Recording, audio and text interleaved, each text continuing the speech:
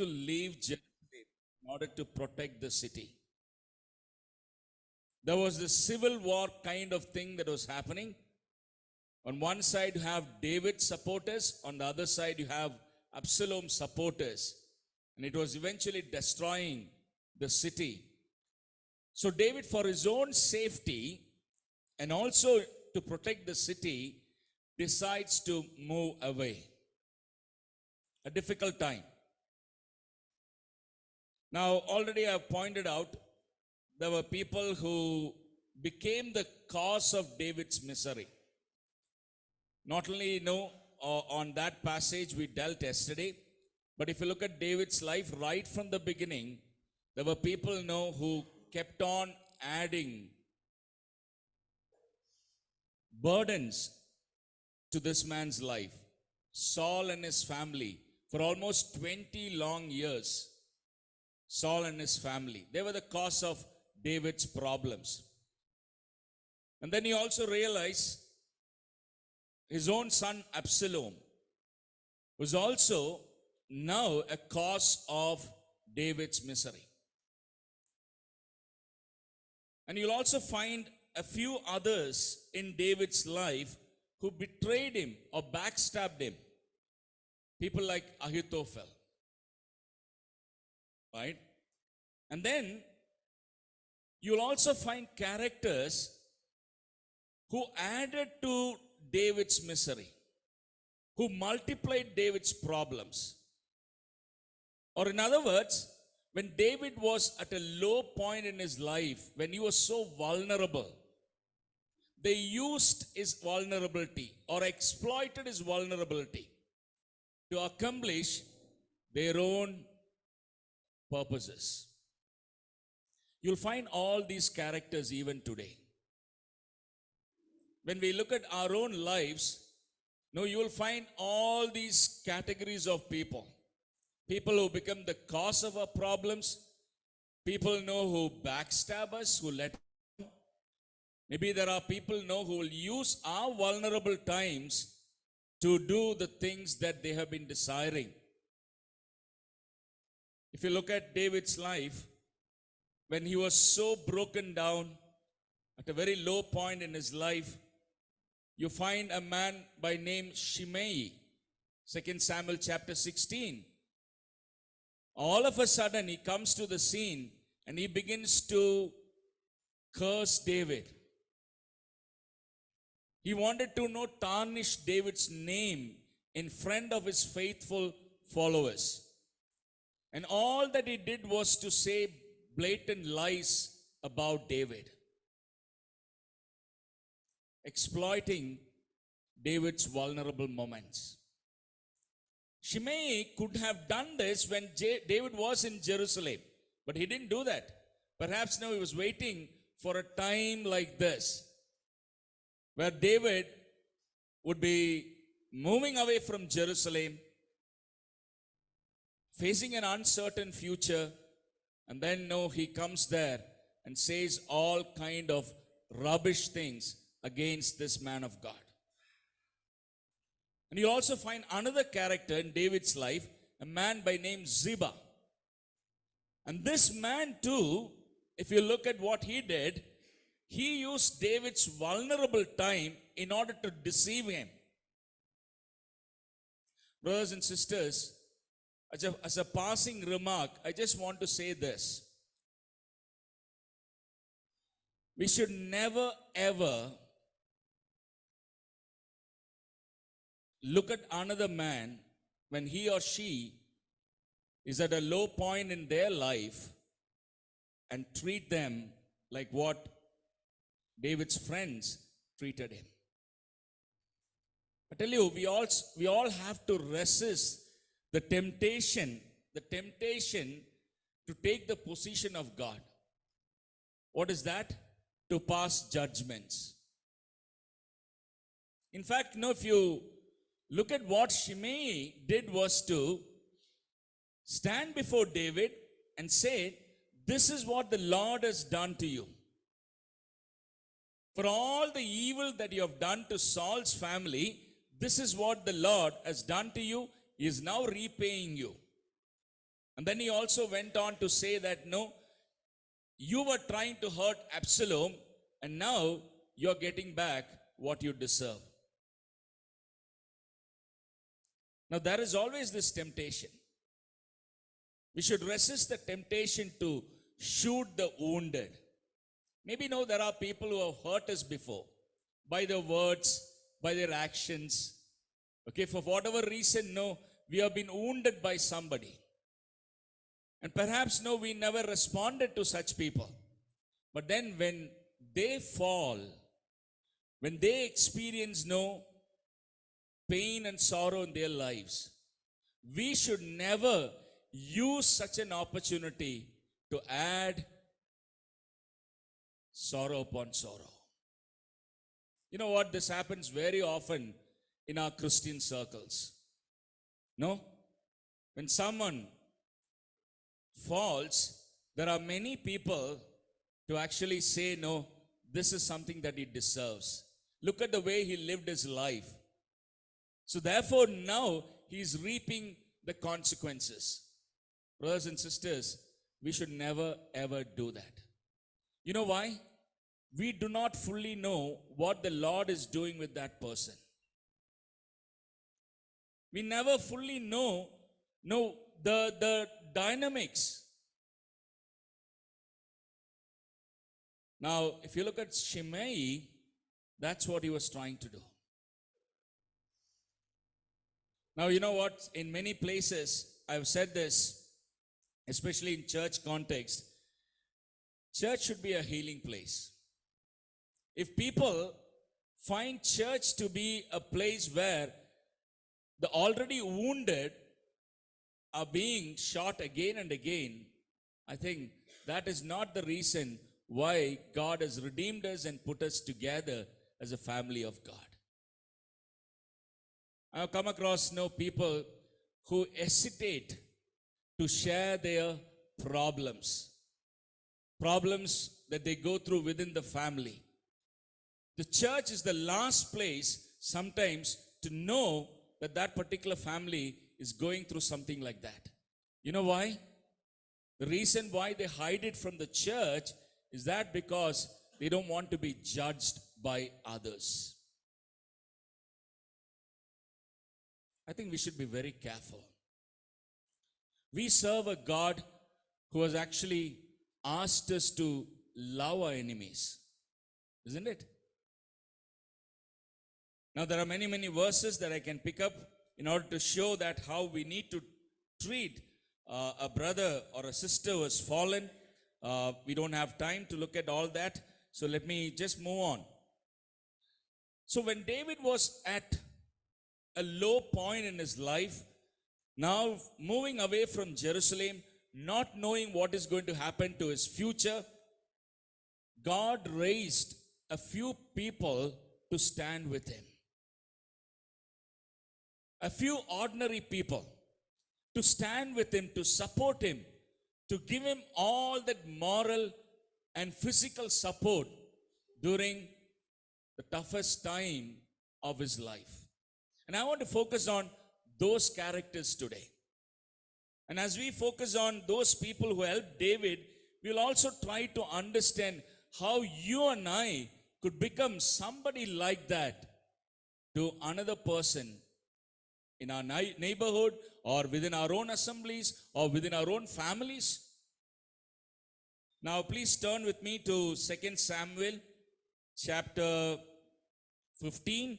2 Samuel chapter 15, and we will read a passage now. 2 Samuel chapter 15, let's read from verse 18 to 21. 2 Samuel chapter 15, 18 to 21.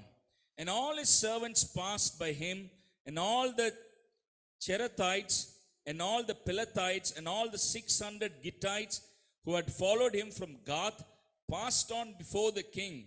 Then the king said to Ittai the Gittite, "Why do you also go with us? Go back and stay with the king, for you are a foreigner and also an exile from your home. You came only yesterday, and shall I today make you wander about with us? since I go, I know not where. Go back and take your brothers with you, and may the Lord show steadfast love and faithfulness to you.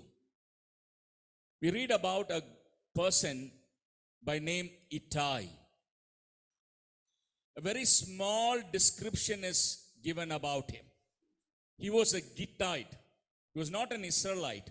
He was a Gittite. And perhaps when you read through the story that precedes this chapter, all that David did, the places that David visited, you will realize that there was a time when David found shelter in the Philistine territory of Gath. And perhaps his association with Ittai dates back to those days.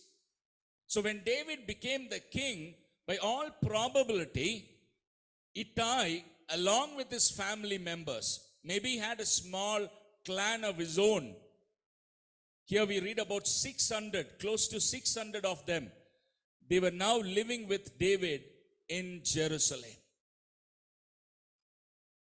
Now what happens here is, as soon as Ittai hears that David is now leaving Jerusalem, that he is experiencing a difficult time in his life, you find this man Ittai, along with family members and all who belong to his clan, they go and stand before David, and this is what he says: David, we want to follow you. If you are not here, we don't want to stay back in this place.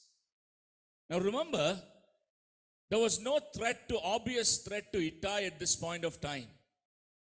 And David makes it very clear. You continue to stay here. Even if Absalom is going to be the next king, you will not have any problem. You stay here. And David also very clearly tells him, Ittai, I don't know where I am going. I don't know about my future. And David is also a very compassionate man. Now, if you read through the entire descriptions given about David, he was somebody who was compassionate, very sensible fellow. So he looks at Ittai and he says, no, among you there are children. And I don't want you also to suffer for my sake. It will be better for you to stay back here. Brothers and sisters, it was at that time Ittai gives David this reply, and I want to read that passage. Now look at verse 21.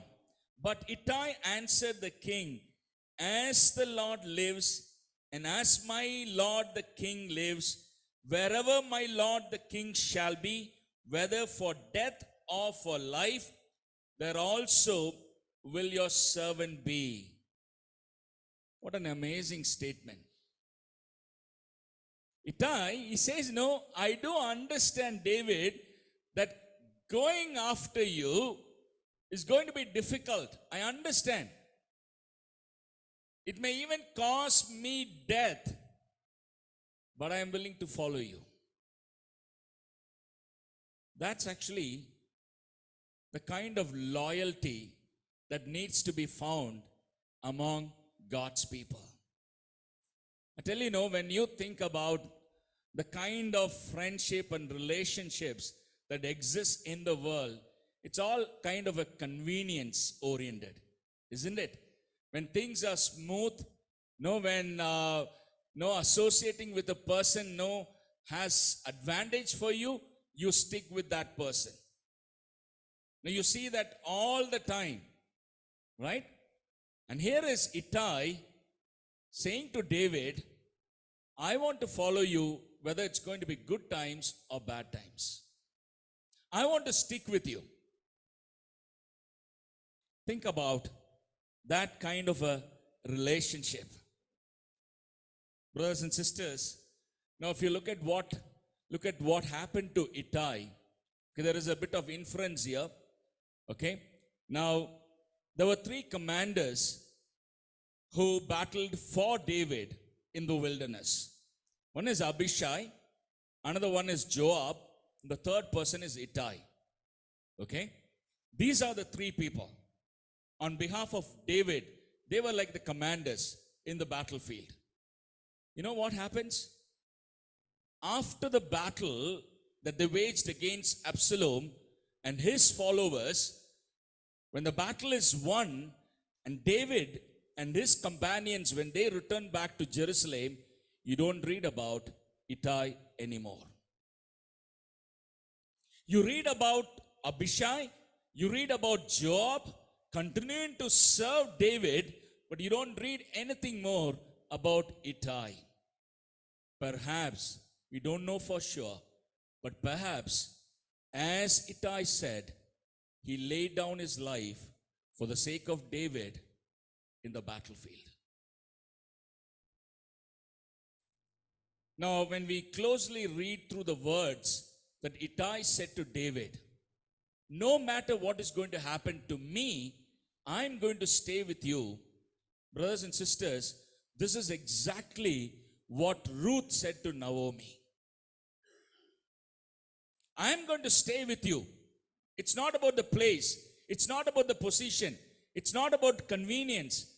Whatever happens, I'm going to stick closer with you.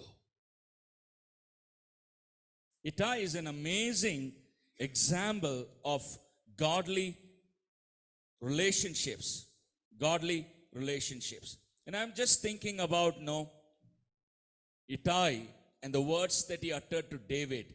If there is any relationship that today requires such loyalty, I believe it is within the family. Between husband and wife. Okay? If husband and wife, in their relationship, if they are able to say to each other, no matter what is going to happen, we are going to stick together forever. In fact, that is the kind of promise that we make to each other on the day of the wedding. The Christian marriage is so special, unlike any other marriage ceremonies in the world, because of the promise that we make to each other. I don't know how many of you have watched this movie called Fireproof Your Marriage. You seen that?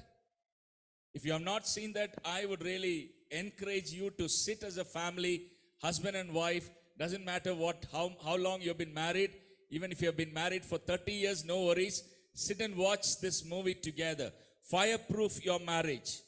And there is a tagline that comes very often, and it says, never leave your partner behind. Never leave your partner behind. I want to ask you, brothers and sisters, we live in a world where relationships are based on what? Comfort and convenience.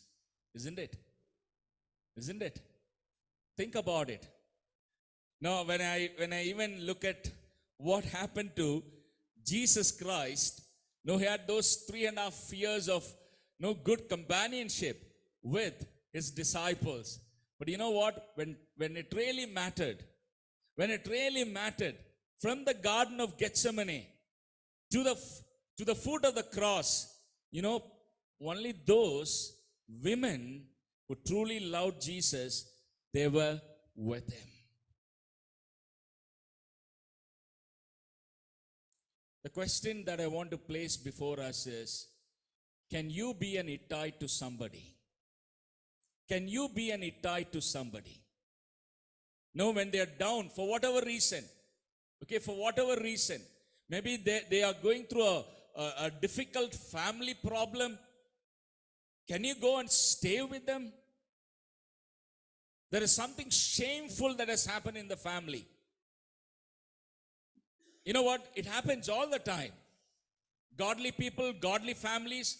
Then when it comes to their children, and I heard stories where like wonderful preachers, and then for whatever reason, you find his daughter or his son, eloping with somebody and all that. And then all of a sudden, you know what? The whole church lets him down. The whole church lets him down.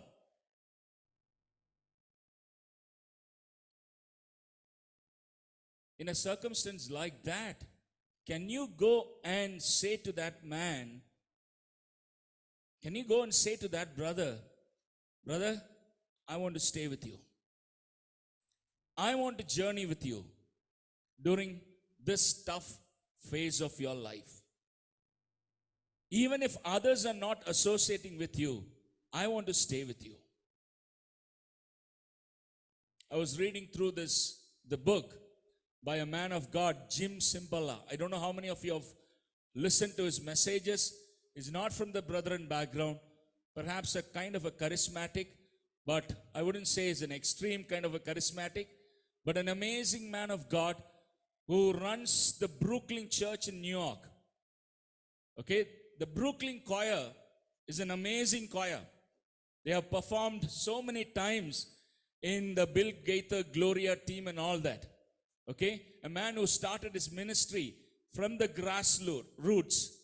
Like when they took over the church, it was hardly 20 people, very fledgling, a small congregation. But then the Lord used this man and his wife to build an amazing church. When he was at the top of his pastoral career, if I can use such a phrase, when he was at the top of his pastoral career with thousands of people, you know what? One day, the devil knocked at his door, meaning his daughter eloped with a drug addict. She was on the streets. Can you imagine this man of God going week after week, standing in the pulpit to preach God's word, and the devil accusing him, the devil tormenting him by saying, look what I have done to your own family. You want to win the whole world, but see what I have done to your own family. Can you imagine the pain that this pastor would have undergone? And then he goes on to say, this man had the courage to state this openly to the church members. He said, I don't want to hide this anymore. Now I want to say this to the church here. I need your prayers. I cannot handle this alone. I need your prayers. And he says, from that day on, there were people who visited him almost daily, praying for him, until the Lord brought back the daughter who ran away from home. Walking with someone when things are really bad is a challenging thing. So can you be an Ittai to somebody in life, someone who is hurting? And I want to move on. You find a few other characters who stood beside David. Now let's read 2 Samuel chapter 15. And I want to read from verse 24. 2 Samuel 15, verse 24. And Abiathar came up, and behold, Zadok came also with all the Levites, bearing the ark of the covenant of God. And they set down the ark of God until the people had all passed out of the city. Then the king said to Zadok, carry the ark of God back into the city. If I find favor in the eyes of the Lord, he will bring me back and let me see both it and his dwelling place. But if he says, I have no pleasure in you, behold, here I am, let him do to me what seems good to him. The king also said to Zadok the priest, are you not a seer? Go back to the city in peace with your two sons Ahimaaz and your son Jonathan, the son of Abiathar. See, I will wait at the forts of the wilderness until word comes from you to inform me. Verse 29. So Zadok and Abiathar carried the ark of God back to Jerusalem, and they remained there. Two people. family men, Zadok and Abiathar. Who were these people? They were the priests, the court priests during David's lifetime. And the whole Levite family were also with them. And when they heard that David is now leaving Jerusalem, you find all of them together coming towards David along with the ark of God and saying, David, if you are not going to be here, we want to follow with you. It's a very interesting thing that happens here. Although as a passing remark, I want to just mention it.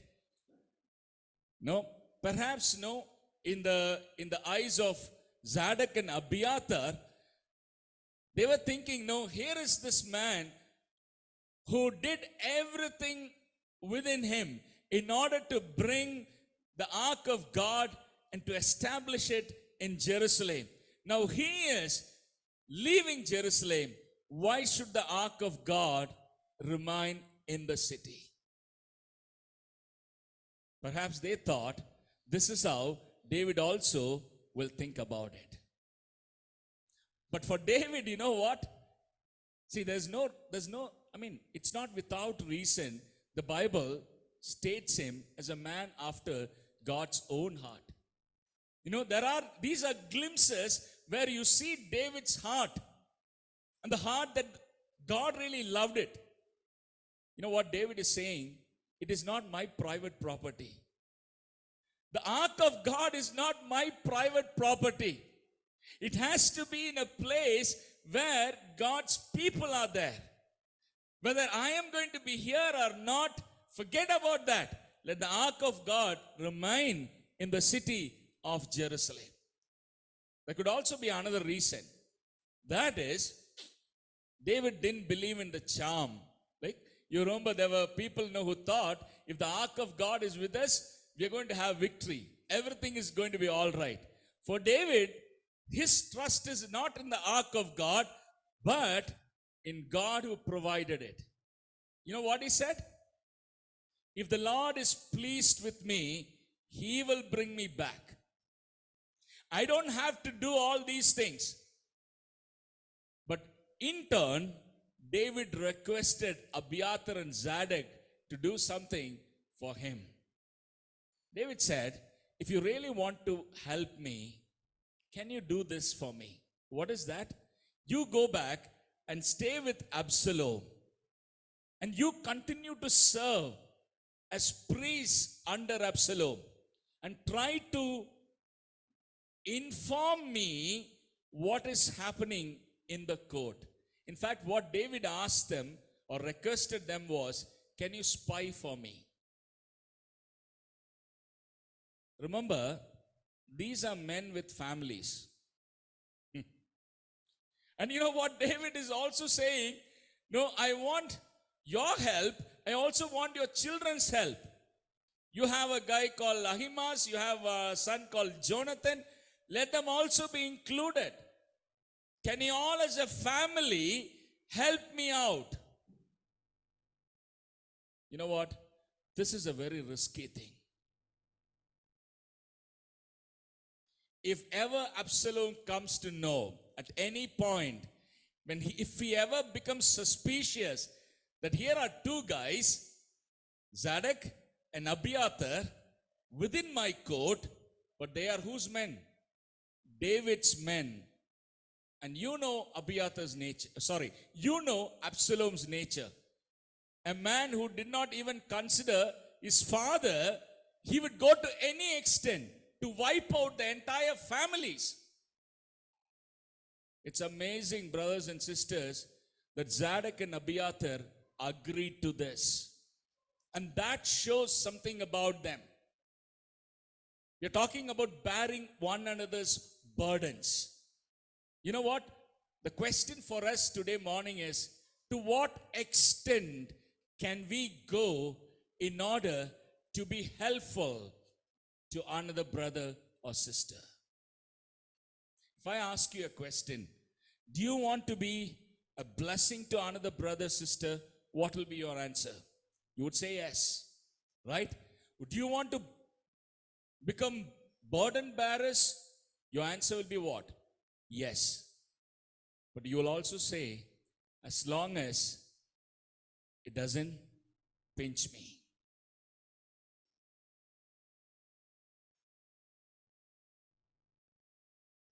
To what extent is the question? I tell you, I'm thinking about myself. I don't know about you. I'm thinking about myself here. You know what?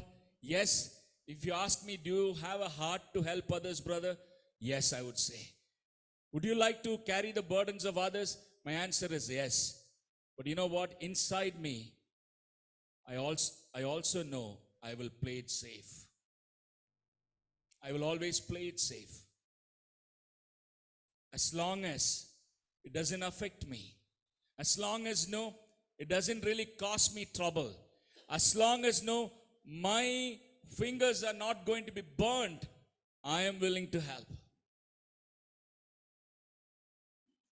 But in godly relationships, now when God has united us together as a church, I tell you, brothers and sisters, unless we are willing to take risk, unless we are willing to take risk for the sake of others, sometimes no, we will never be able to carry the burdens of other people.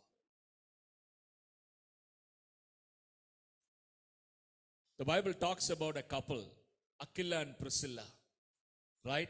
And one of the things that Paul remembers about them in Romans chapter 16 is Paul is saying, these people, this couple, they were willing to lay down their lives. Paul's language used to say, neck, willing to lay down their lives for the sake of me and the Gentile churches. Right? Wherever they were placed, whether it was Ephesus or Rome or in Corinth, their house was always open for God's people to come together and meet. And Paul wants to remind people here, other brothers here, it was not without what? Risk. I want to ask you, brothers and sisters, how much risk are we willing to take in order to carry the burdens of other people? I don't know how many of you have read the story of Corrie ten Boom. If you haven't, I suggest you read the book Hiding Place. It's a powerful demonstration of taking risk for the sake of God and His people.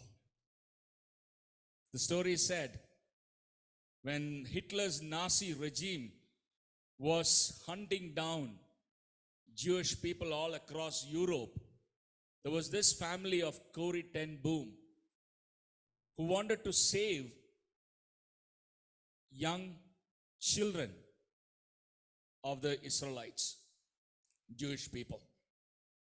And the way they did was to hide them, keep them in different places, in houses, rescue them and hide them. That was their kind of a method. They had several hiding places. And then the family knew it was such a risky thing. If ever the Nazi people come to know that this family was doing this, they knew it is going to be death. Nothing else, it's going to be death. But the parents of Corrie ten Boom were such godly Christians, knowing the risk that was involved in this, they kept on hiding and saving Jewish children. One account says, in their lifetime, they were able to save 800 children. You know what? February 28, 1944, somebody knew that this is what this family was doing, and the soldiers, Nazi soldiers, barged into one of the houses, and they found that a few children were hidden in their bedrooms and basement. And the 10 family members of Corrie ten Boom were all circled, carried away, all 10 of them were shot down on the same day.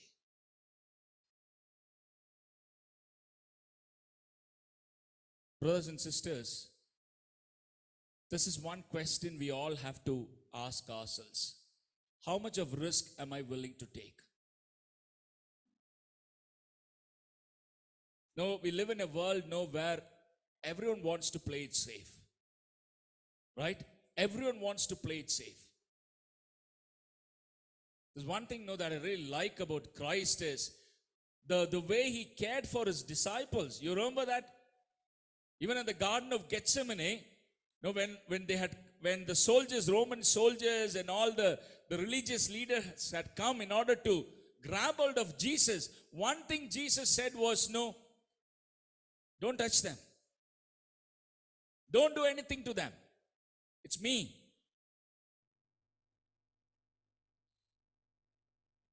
He was willing to lay down his life. Brothers and sisters, think about the kind of people we are. Do we really want to bear the burdens of others? It involves risk. And let me move on. We have another person here who stood with David at his difficult time. This is chapter 15. We are in 2 Samuel chapter 15. And then let's read verse 32.